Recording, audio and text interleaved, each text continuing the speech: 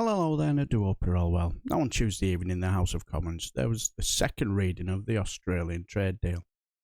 Now I could have made you suffer your ears of listening to Ann-Marie Travelyan spout her nonsense about what it was about, but why would I want to put you through that? Especially when she can't be bothered to turn up for International Trade Committee meetings anyway. No, let's watch the pearls of wisdoms of the chair of the International Trade Committee and SNP MP Angus Brendan McNeil to basically explain why imposing economic sanctions on ourselves was a really dumb idea. Well, up jumped Lunatic Brexiteer Sammy Wilson of the DWP to ask him to give way so he can highlight the reasons why negotiating individual trade deals was good for the economy and jobs.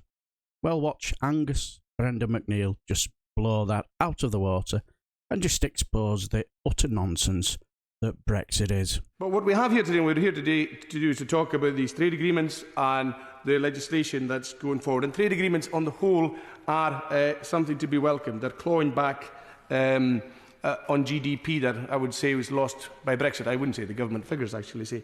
But there are many nuances within that, and Mr Deputy Speaker, I'll come to those nuances by the end of my remarks.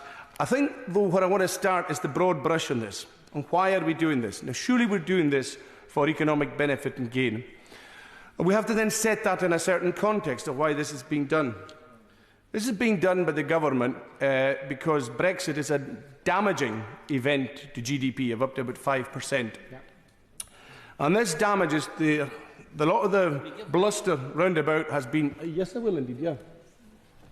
Would you not accept that the reason why we are now doing separate trade agreements, and especially with the Southeast Asian part of the world and a lot of the developing countries, and also countries like Australia and New Zealand, is because they're the parts of the world which are growing. They're the parts of the world where markets are going to expand, whilst Europe is in stagnation. And actually having the freedom to do that and be released from the European Union is going to be good for GDP and good for business and good for employment in the United Kingdom. I hear exactly what the Honourable Gentleman says, and he's right to an extent.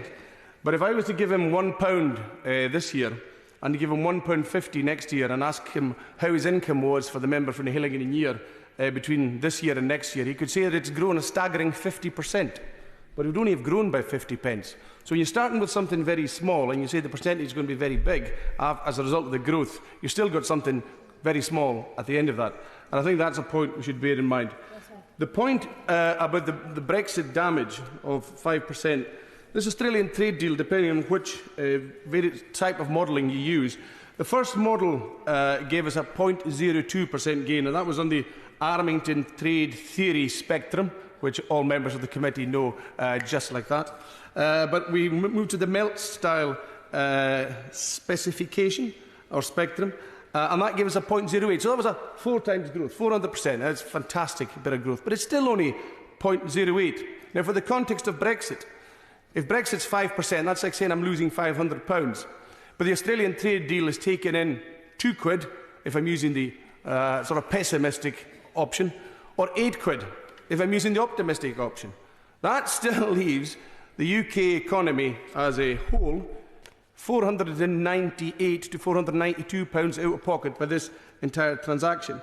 And I think that the joy and the boosterism that comes from some sides of the former government, at least, should be seen in that context.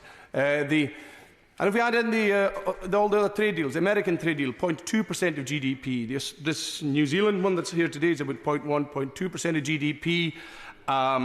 The CPTPP, which is about 0.08% of GDP, we might find ourselves up around the £40. So it's a bit like going to the races with £500 and coming back with £40. That is basically what is happening here. Yes, indeed, I'm glad to give you. Thank him for his speech. Believe me, there will be a few of these because I have such admiration for this guy for his no-nonsense way he explains the reasons why leaving the biggest free trading bloc on your doorstep was really a dumb idea. An example of when he said, if I give you £1 one year for you and your constituents, then £1.50 for the next.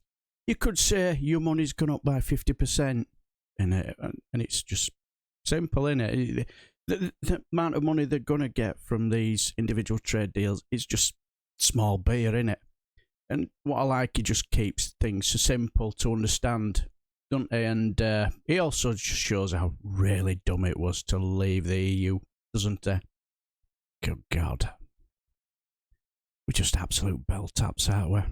Well, we've made our beds and looks like we're going to lie in it for a while. Right. I shall leave the video here, and until the next time, I shall bid you farewell and take care.